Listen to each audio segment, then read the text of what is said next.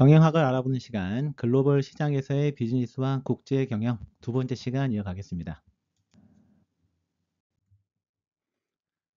초창기의 국제 기업의 모습들을 한번 살펴보면요. 미국 같은 경우는 이제 1914년에 37개 미국 회사들이 2개국 이상의 해외에 생산 라인을 갖추고 제품을 생산했습니다. 그래서 이제 1919년에 제너럴 일렉트릭이 이제 유럽, 라틴 아메리카 그리고 아시아에 공장을 가지게 되었고요. 그리고 이제 1920년 이제 일본에서 판매되는 모든 차들은 포드나 제너럴 모터스였습니다. 다만 이제 자동차 부품들은 이제 일본에서 조립되었던 거죠. 그리고 일찌감치 이렇게 해외로 진출한 회사로는 이제 코카콜라나 코닥, 질레트, 웨스턴 일렉트릭 이런 회사가 있었습니다. 그렇다면 이제 한국은 어떠한 국제 활동을 했느냐? 일단 이제 1960년대에는 이제 한국은 가난한 농업 국가였죠. 다만 이제 한국 입장에서는 이제 그 달러가 없잖아요. 그래서 수출을 하지 않으면 안 되는 그런 상황이었습니다. 그래서 이제 수출 장려 정책을 폈는데, 그래서 예를 들어서 철광석 같은 천연자원을 수출하면서 해외 시장에서 이제 활동을 하기 시작한 거죠. 그리고 1970년대에는 기술이 부족하니까 낮은 기술 수준의 노동 집약적인 뭐 예를 들어서 섬유라든가 신발이라든가 장난감이라든가 가발이라든가 이런 경공업 제품을 주로 수출을 했는데요. 이때 우리나라 정부가 잘했던 게 있습니다. 철저하게 보호무역을 했어요. 그래서 이제 대기업을 대상으로 분야를 좀 나눠준 거죠. 뭐 예를 들어서 그래서 뭐 현대자동차라든가 뭐 포스코라든가 삼성전자라든가 뭐 이렇게 좀 그 기업들이 각 분야에서 성장할 수 있도록 만들어준 거죠. 만약에 우리나라 1960년대, 70년대에 그냥 시장을 개방해가지고 외제차들이 들어왔다. 현대차가 지금처럼 성장할 수 있었을까요? 쉽지 않았을 겁니다. 그런 것들을 최대한 막아줬기 때문에 예, 일정 산업에서 성장할 수 있는 시간을 번 거죠. 그게 이제 1980년대 이르러서 이제 결과가 나오기 시작한 겁니다. 그래서 기술이 많이 높아져 있으니까 기계와 전자 제품을 이제 수출하기 시작했고요. 그리고 이제 1990년대 이후에는 이제 높은 기술을 바탕으로 해서 자동차와 반도체와 같은 이제 첨단 산업 제품들도 수출 경쟁력을 가지게 됐습니다. 그래서 이제 1990년대 초부터 이제 한국 기업들은 국제화 전략의 일환으로 해외 직접 투자를 시작하기 시작했죠. 자, 그렇다면 이제 글로벌 기업으로 성장한 스타벅스 사례를 한번 알아볼까요? 이게 이제 2013년도에 이런 신문 기사인데 커피 신화를 쓴 하워드 슐츠 스타벅스 떠난다 이렇게 되어 있습니다. 무려 이제 40년 동안 함께했다라고 하는데 보게 되면 이제 스타벅스는요 원래 그 커피 원두를 갈아서 파는 회사였어요. 근데 이제 1982년도에 그 이제 하워드 슐츠가 스타벅스 마케팅 책임자로 입사를 한 거죠.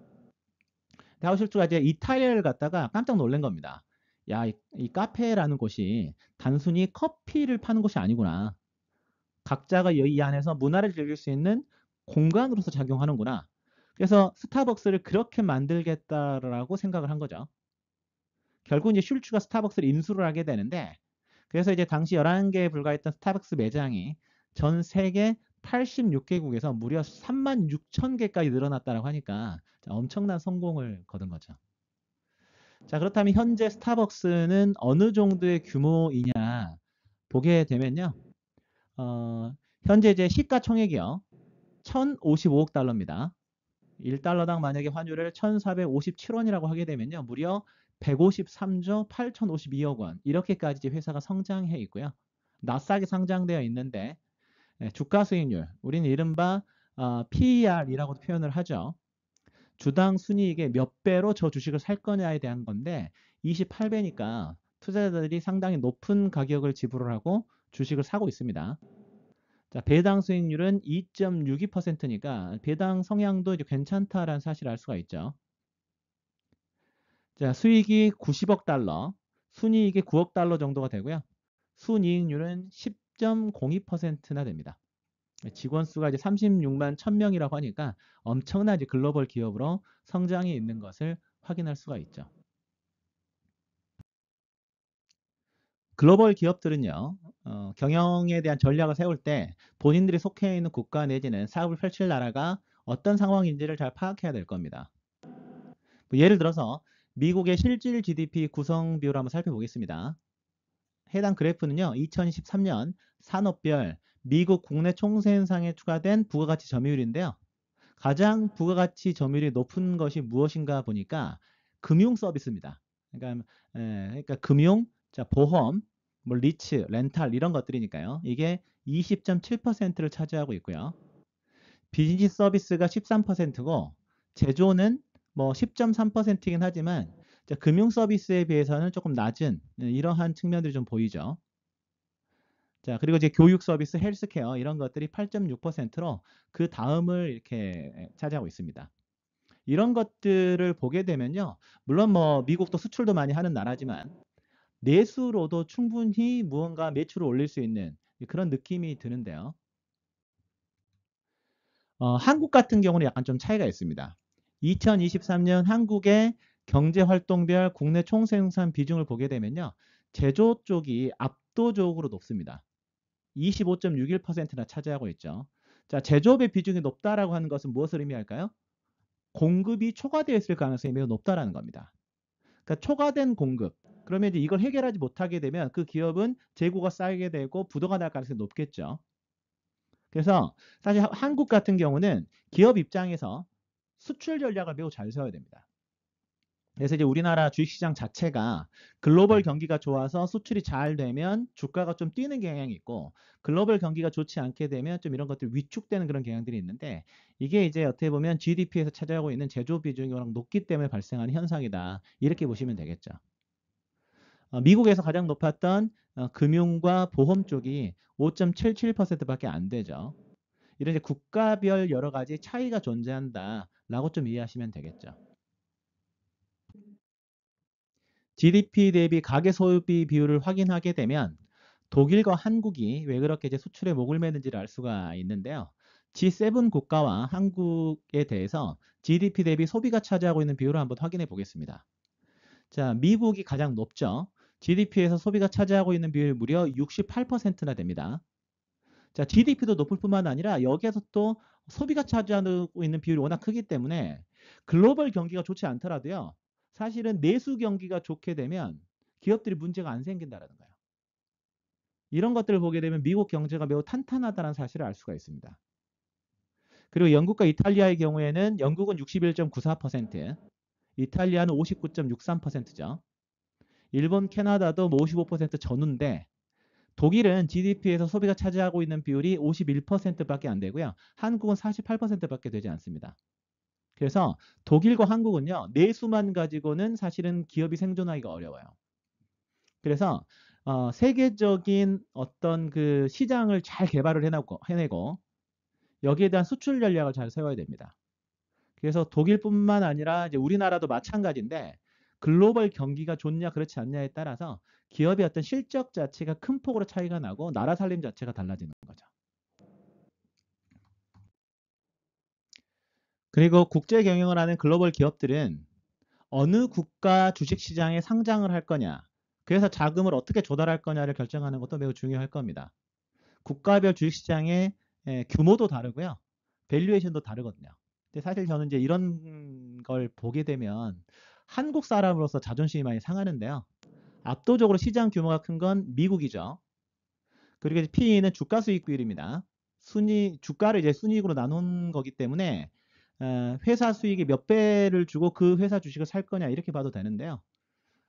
미국에 투자하는 투자자들은 이익의 31배 정도의 가격을 지불하고 주식을 삽니다. 그러니까 그 회사의 잠재 가능성 훨씬 높게 평가하고 있는 겁니다. 시장도 투명하고. 그러니까 미국 같은 경우는 이제 대형 기술주들이 주로 생각이 나잖아요. 뭐 테슬라라든가 뭐 아마존이라든가 그렇죠? 알파벳, 메타 뭐 이런 기업들이 떠오르죠. 그리고 대만도 사실은 주식시장 규모가 상당히 큽니다. 4위인데다가 PER도 31배니까 주식시장이 참 잘 생성되어 있고요. 독일이 이제 11위 정도가 되네요. 그리고 이제 그 주가 수익 비율도 49배 정도니까 투자자들이 그래도 잠재 가능성을 높게 평가하고 있는데 우리나라의 경우에는 주식시장에 대한 규모가 24위밖에 안 되고요. PER이 가장 낮은 축인 6.68배밖에 안 됩니다. 그러니까는 투자자들이 우리나라 주식은요, 이익의 7배도 채 되지 않는 그런 가격을 지불하고 주식을 사고 있다는 거죠. 이거 좀 자존심 상한 일인데 이거는 어쩔 수가 없습니다. 왜냐하면 우리나라 주식시장이 약간 후진적이에요. 일단은 이제 그래서 투자자들은 볼 때 한국 같은 경우는 지배구조에 문제가 있다고 보는 겁니다. 순환 출자로 얽혀 있는 데다가 지분도 많지 않는 이른바 재벌 일가들이 그 기업을 지배하고 있는 이런 지배구조에 대한 문제가 있고 그게 이제 낮은 배당 성향하고 연결이 되거든요. 그러니까 기업이 수익이 나게 되면 잘 배당을 해야 되는데 본인들한테 돌아올 게 없으니까 잘 배당하지 않습니다. 그리고 이제 성장 잠재력에 대한 낮은 기대치가 있다 보니까 실제적으로 이제 이런 투명하지 않는 부분들이 아직까지 우리나라를 신흥국 시장, 신흥국 지수에 머무르게 하고 있고 이게 이제 시장 발전을 가로막고 있죠. 그러니까 좋은 회사들이요. 사실은 뭐 우리나라에 상장을 하겠습니까? 미국에 상장을 하겠죠. 쿠팡이 굳이 미국에서 상장을 했잖아요. 그러니까 보게 되면은 이제 이마트가 있고 쿠팡이 있는데 기업이 어디가 더 클 것 같아요? 예. 이마트의 시가총액은 2조가 안 되는데 쿠팡의 시가총액은 60조 정도 됩니다. 그러니까 이 정도로 이제 시장에 대한 어떤 파이 자체가 차이가 나는 거죠. 물론 이제 기업의 성장성도 차이가 있을 수 있겠지만 실제적으로 어떤 나라에 어떻게 상장했냐에 따라서 본인 기업의 가치를 인정받느냐 아니면 저평가받느냐 이런 것들로 이제 바뀔 수도 있으니까 글로벌 경영을 한 입장에서는 이런 것들을 잘 살펴봐야 될 겁니다. 자, 세계 무역 순위를 한번 살펴보겠습니다.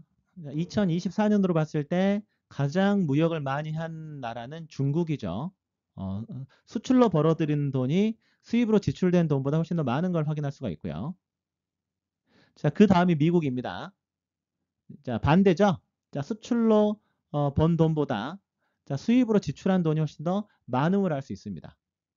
근데 기축통화 국가니까 사실 이건 어쩔 수 없는 부분이기도 합니다. 그러니까 미국에서 달러를 많이 이제 다른 나라로 보내줘야 그 나라 사람들이 이제 그 돈을 가지고 뭐 석유를 사거나 이럴 수가 있거든요. 근데 이런 것만 보게 되면 사실은 중국과 미국이 가장 교육을 많이 할 거기 때문에 무역 분쟁이 나는 것도 한편으로 좀 이해가 된다. 이렇게 좀 생각이 좀 들죠. 자, 우리나라의 경우에도 이제 무역을 사실 상당히 많이 하는 나라입니다. 다행히 이제 2024년도에는 이제 흑자가 났는데요. 보게 되면 우리나라가 얼마나 이제 수출이 중요하냐면요. 2023년 한국의 실질 경제 성장률 1.36%인데 여기에서 수출 기여도가 무려 1.17%포인트입니다. 그래서 전체 경제 성장률의 86.1%가 수출에 의존하고 있다. 이렇게 보시면 되겠고 그러니까 이제 국내 총생산 대비 수출액 비중이요. 2023년에 무려 35.7%에 달합니다. 그러다 보니까 수출로 인해서 일자리가 발생을 하는 거죠. 그래서 2023년 수출과 직접적으로 혹은 간접적으로 관련 있는 취업자가 483만 명이고요. 이건 지난 3년간 연평균 7.2% 증가한 수치입니다. 자, 그래서 이제 우리나라 전체 취업자 2,842만 명 중에서 수출이 유발한 취업 인원 비율이 17% 정도였다라고 보시면 되겠죠. 그리고 글로벌 무역을 측정할 때는요. 다음의 용어 정도는 좀 알아둘 필요가 있는데 무역 수지와 국제 수지입니다. 무역 수지는 말 그대로 수출액에서 수입액을 뺀 거죠. 그래서 한 나라의 수출액과 수입액의 차이라고 보면 되는데 무역 수지 흑자라고 하는 것은 수출액이 수입액보다 컸다. 일반적으로 이런 것들이 이제 좀 바람직한 상태라고 얘기를 하는 거죠. 두 번째, 무역 수지 적자가 났다라고 하는 것은 이제 수출액보다는 이제 수입액이 더 컸다라는 것이죠. 이렇게 되면 또 이제 환율에도 문제가 생길 가능성이 높습니다. 그리고 국제 수지라고 하는 것은 이제 한 나라의 대외 경제 거래를 포괄적으로 기록한 계정인데요. 예를 들어서 이제 경상 수지라고 하는 것은 상품과 서비스 무역을 포함하는 개념이고 자본 수지는요. 투자와 금융 거래를 포함하는 이런 내용이다라고 보시면 됩니다. 그래서 이제 어떻게 보면 이제 경상 수지가 흑자지만 자본 수지가 적자일 경우에는 국제 수지 전체적으로는 문제가 생길 수도 있는 이제 이런 이제 데이터들이 나올 수가 있는 것이죠. 그러면 한국의 수출 및 수입 추이를 한번 살펴보도록 하겠습니다. 파란색 막대가 수출이고 빨간색 막대가 수입인데요. 수출이 쭉 늘어나다가 2019년, 2020년도에 감소했는데, 자, 이때 수입도 줄었죠. 이래서 흑자가 나는 건 사실 불황형 흑자라고 하는데요. 어찌됐든 이 이후에 다시 이제 수출액이 이제 늘어난 사실을 알 수가 있습니다. 그런데 실제 수입액이 더 크게 이제 늘다 보니까 기본적으로 2022년과 2013년에 무엇인가 무역 수지에 이제 문제가 있었던 이런 이제 측면들이 있었다라고 보면 되겠죠. 그래서 이제 무역 수지, 즉 수출액에서 수입액을 뺀 걸 보니까요. 일단은 2015년도부터 2011년까지는 그 뭐 정도의 차이는 있었지만 일단 흑자였습니다. 플러스였는데 2022년도에 사실은 이제 무려 478억 달러가 적자였고요. 2023년도에 이제 104억 달러가 적자였죠. 사실 이건 이제 중국과의 관계에서 문제가 생기면서 발생한 현상이었는데요. 다행히 2014년도에는 516억 달러 흑자로 좀 전환됐다. 이렇게 보시면 되겠습니다. 자, 그리고 이제 글로벌 무역에서는 조심해야 될 게 있는데요. 바로 덤핑입니다. 덤핑이라고 하는 것은 한 국가의 기업이요. 다른 국가에 자국의 어떤 상품을 정상 가격보다 훨씬 낮은 가격으로 판매하는 행위입니다. 이렇게 되면 이제 그걸 당하는 국가 입장에서는 자국 산업에 피해를 볼 수가 있기 때문에 기본적으로 무엇인가 규제를 할 수 있는데요. 그런데 덤핑을 하는 이유가 있습니다. 왜 덤핑을 하느냐? 일단 이제 시장 점유율을 확대하기 위해서 덤핑을 하는 거죠. 그래서 일단 낮은 가격으로 외국 시장에 상품을 공급해가지고 경쟁 업체를 밀어내고 시장 점유율을 장악하는 겁니다. 그럼 일시적으로 좀 손해를 볼 수 있겠죠. 하지만 이제 시장에서 만약에 경쟁자들이 퇴출된다. 장기적으로 본인들이 가격 결정권을 가지고 있으니까 가격을 인상해서 이익을 극대화시킬 수 있을 겁니다. 두 번째, 과잉 생산을 해소하기 위해서 덤핑을 할 수 있습니다. 국내 시장에서 생산을 너무 많이 한 거죠. 소화되지 않아요, 전체적으로.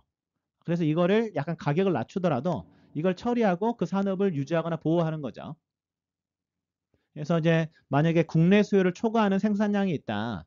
이걸 해외 시장에서 덤핑하게 되면 일단 자국 경제에 미치는 부정적 영향을 줄이고 기업 입장에서는 꾸준하게 이제 생산을 지속할 수 있을 겁니다. 그럼으로 인해서 고용을 유지할 수 있겠죠. 그래서 이제 특정 산업에서 초과 생산을 하더라도 이걸 이제 덤핑을 통해서 해결하게 되면 일자리를 유지시킬 수가 있으니까 덤핑을 통해서 생산량을 유지시키는 이런 전략을 쓸 수 있을 겁니다. 그래서 만약에 이제 어떤 특정 산업이 국가적으로 중요하거나 아니면 어떤 정치적 이유 때문에 정부가 지원할 때 덤핑이 발생할 수 있을 겁니다. 산업을 보호하기 위해서도 덤핑을 할 수 있겠죠. 예를 들어서 이제 자국이 특정 산업을 보호하거나 육성하기 위해서 글로벌 경쟁 업체를 압박하는 수단으로 이런 덤핑을 활용할 수 있습니다. 그래서 신생 산업이 있는데 국제 시장의 경쟁력을 갖추게 할 목적으로 해외 시장에 덤핑을 통해 수출을 할 수 있을 거고요. 그리고 이제 통화 절하를 통해서 경쟁력을 강화할 수 있겠죠. 그러니까 환율 정책이나 통화 절하를 통해서 수출품의 가격 경쟁력을 강화시키는 겁니다. 그러니까 만약에 자국 통화의 가치가 떨어지게 되면 외국에서 훨씬 더 싸게 살 수 있겠죠. 그러니까 예를 들어서 이제 아베노믹스 같은 경우가 이런 겁니다. 그래서 그 엔화 자체를 이제 많이 이렇게 풀어가지고요. 자국 통화를 약세로 만드는 거죠. 엔화가 약세가 되면 이제 수출 기업 입장에서는 훨씬 더 이제 싼 가격으로 판매를 할 수 있으니까 기본적으로 덤핑과 같은 효과가 날 수가 있는 것이죠. 글로벌 무역에 있어서 덤핑으로 이제 수입국의 산업에 피해가 발생을 할 때는요. 수입국은 WTO 규정에 따라서 반덤핑 조치를 취할 수 있습니다. 그리고 이제 덤핑에 대해서 부과하는 페널티는 주로 이제 반덤핑 관세 형태로 이루어지는데요.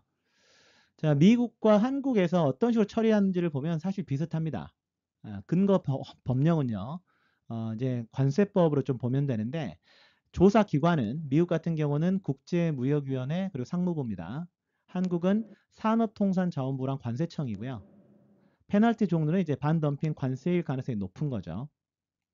미국 같은 경우는 어떤 식으로 조치를 하느냐? 우선 상무부에서 덤핑 여부와 덤핑 마진을 조사를 합니다. 그리고 국제무역위원회에서 국내 산업의 피해 여부를 조사를 하고요. 그리고 덤핑 피해가 확인되면 덤핑 관세를 부과하는 것이죠. 그리고 일단 덤핑 마진에 따라서 관세율을 결정하고 보조금에 대해서도 이제 상계 관세를 부과하게 됩니다. 한국의 경우에는 이제 상무부에서 하는 것을 산업통상자원부에서 하고요.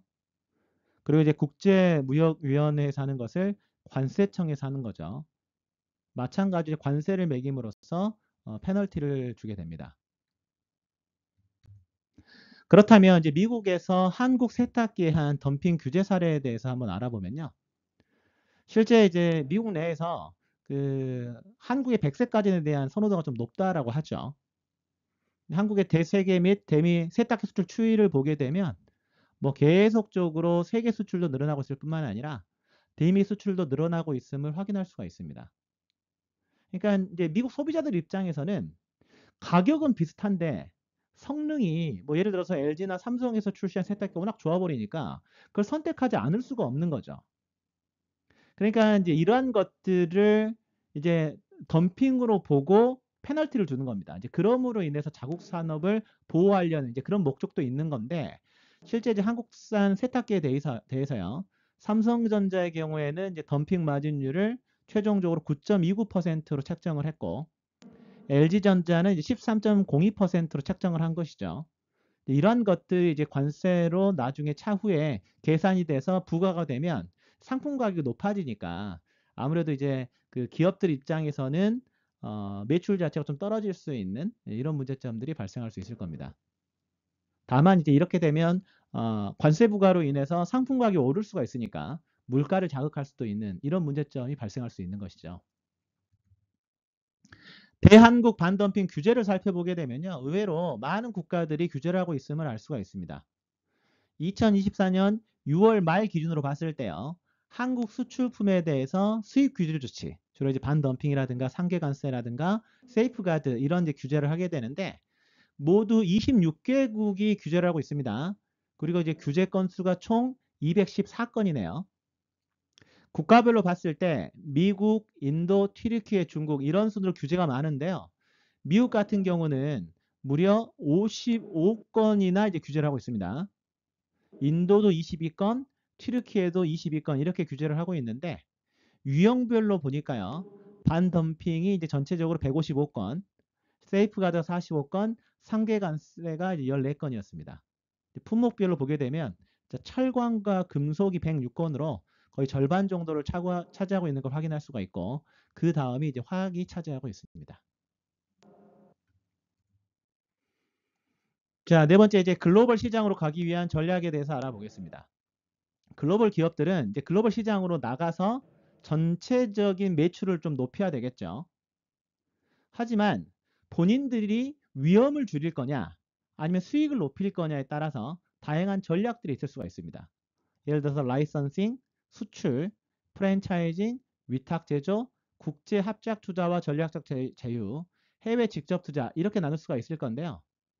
회사의 관여도, 그리고 회사의 통제력, 그리고 위험의 크기, 잠재 수익률의 양으로 봤을 때 그러니까 이런 것도 위험도 최소화하지만 회사의 통제력도 약하고 잠재 수익의 양도 가장 적은 것이 라이선싱으로 볼 수 있습니다. 그 다음 수출 프랜차이즈로 볼 수 있고요. 반대로 회사의 통제력도 높고 위험도 높지만 나의 수익의 양을 극대화시킬 수가 있는 것이 바로 위탁 제조, 국제 합작 투자 전략적 제휴, 최종적으로는 해외 직접 투자가 되겠죠. 그래서 회사가 어떤 걸 추구하느냐에 따라서 여기에 나와 있는 이런 전략 중에 하나를 선택할 수 있을 거다. 이렇게 보시면 되겠죠.